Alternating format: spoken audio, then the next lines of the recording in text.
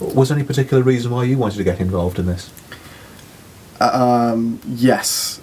I have mental health problems, not schizophrenia, but I have quite severe depression and anxiety, and I know several of my friends that have, and I know, so it's quite personal to me to do this, and try and raise awareness of the problems people face, because 1 in 4 over the course of a year will have a mental health problem, and the biggest cause of death in men under 35 is suicide.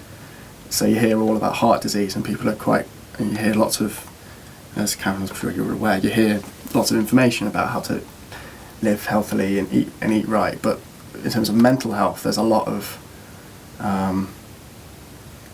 still stigma, I guess, and lack of information and awareness of what to do, and people aren't entirely certain. So I just want to help. Just want to help change that, I guess.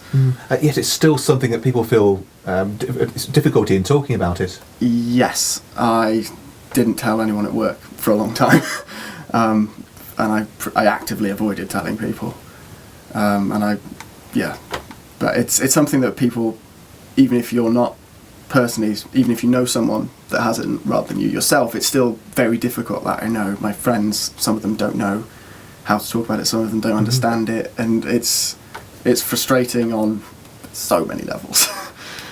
Over to you again, Karen. This is something obviously the council has to deal with from time to time as well, isn't it, as a mental health issue? What does the council do? I mean, it's interesting that Callum referred to the high suicide rate. That was something, particularly about for men. We're above the national average in Shropshire, and it is very, very interesting that it is men. I think women are able to talk about things more openly. You just heard Callum say how difficult he found it to talk about, his own depression. I think women are more open about talking about things.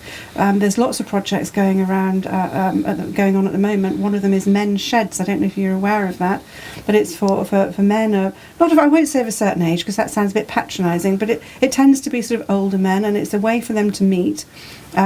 Not in a shed, but in something where they can actually do things together, workshop type environment. It's for men who have maybe been recently bereaved or made redundant, retired. What do you do with yourself when you've had a life-changing episode like that, which retiring is life-changing, and also redundancy or bereavement. And it's how do you communicate that, and how do you find a way forward? So that's one of the projects that's taking place within the council.